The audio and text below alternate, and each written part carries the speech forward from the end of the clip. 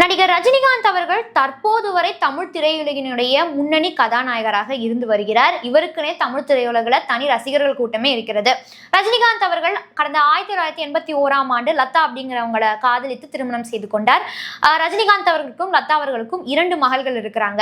ஐஸ்வர்யா, சௌந்தர்யா என்று 2 மகள்கள் இருக்கிறாங்க. இது நம்ம எல்லாருக்குமே நல்லாவே தெரியும். ஆனா ரஜினிகாந்த் அவர்கள் லதாவை திருமணம் செய்து கொள்வதற்கு எம்ஜிஆர் அவர்கள் தான் காரணம் அப்படிங்கிறது நம்மள எத்தனை பேருக்கு தெரியும்? ஸோ இது குறித்து நடிகர் ரஜினிகாந்த் அவர்கள் மேடையில பேசும்போது கருத்துக்கள் பகிர்ந்திருக்கிறாரு. ரஜினிகாந்த் அவர்களும் எம்ஜிஆர் அவர்களும் ஏதோ ஒரு இடத்துல சந்திக்கக்கூடிய சந்தர்ப்பமானது ஏற்பட்டிருக்கிறது. அப்போது எம்ஜிஆர் அவர்கள் ரஜினி அவர்களை பார்த்து கேட்டிருக்கிறார், உங்களுக்கு எப்போ கல்யாணம் அப்படிங்கிற மாதிரி. அதுக்கு ரஜினிகாந்த் அவர்கள் என்ன சொல்லியிருக்கிறாருன்னு பார்த்தீங்கன்னா, இன்னும் நான் பொண்ணு பார்க்கல, பொண்ணு பார்த்ததும் கல்யாணம் தான் அப்படின்ற மாதிரி சொல்லியிருக்கிறாரு. அதற்கு பதிலாக எம்ஜிஆர் அவர்கள் என்ன சொல்லியிருக்கிறாருன்னா, உங்களுக்கு கல்யாணம் ஃபிக்ஸ் ஆனதும் நீங்க என்கிட்ட தான் வந்து சொல்லணும், நல்ல ஒரு குடும்ப பெண்ணா பாருங்க, கண்டிப்பா நான் கல்யாணத்துக்கு வருவேன் அப்படிங்கிற மாதிரி சொல்லியிருக்கிறாரு. இந்த சிச்சுவேஷன் நடந்த பிறகுதான் லதா அவர்களை ரஜினிகாந்த் அவர்கள் சந்தித்திருக்கிறார்.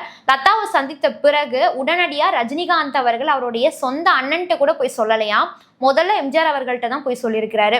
ஸோ இதனை தொடர்ந்து லதா வீட்டில் பார்த்தீங்கன்னா சினிமாக்காரனுக்கு வந்துட்டு நாங்கள் பொண்ணு கொடுக்க மாட்டோம் அப்படிங்கிற மாதிரி சில பிரச்சனைகள்லாம் வந்திருக்குது. அதனை தொடர்ந்து ஒரு 5-6 மாதம் கழித்து மீண்டும் ரஜினிகாந்த் அவர்களும் எம்ஜிஆர் அவர்களும் சந்தித்திருக்கிறாங்க. அப்போது மீண்டும் எம்ஜிஆர் அவர்கள் கேட்டிருக்கிறாரு, என்ன ஆச்சு, கல்யாண பேச்சு என்ன ஆச்சு அப்படின்னதும் ரஜினிகாந்த் அவர்கள் சொல்லியிருக்கிறாரு, இல்லை இந்த மாதிரி பொண்ணு கொடுக்க மாட்டேன்னு சொல்லிட்டாங்கன்ற மாதிரி நடந்த பிரச்சனைகள்லாம் சொல்லியிருக்கிறாரு. இது நடந்த பிறகு ரஜினிகாந்த் அவர்கள் எம்ஜிஆர் அவர்களை பார்த்து இது எப்படி சாத்தியமாச்சு அப்படிங்கிற மாதிரி கேட்டிருக்காரு. அதாவது எம்ஜிஆர் அவர்கள் தான் லதா அவங்களுடைய வீட்டில் போயிட்டு ரஜினிகாந்த் அவர்களுக்காக பேசியிருக்கிறாரு. இந்த மாதிரி ரஜினிகாந்த் ரொம்ப நல்ல பையன், கண்டிப்பாக உங்க பொண்ணை நல்லா பார்த்துப்பாரு, உங்க பொண்ணை நம்பி கொடுக்கலாங்கிற மாதிரி பேசியிருக்கிறாரு. இதனை தொடர்ந்துதான் லதா அவர்களுடைய வீட்டில் கல்யாணத்திற்கு சம்மதித்திருக்கிறார்கள்.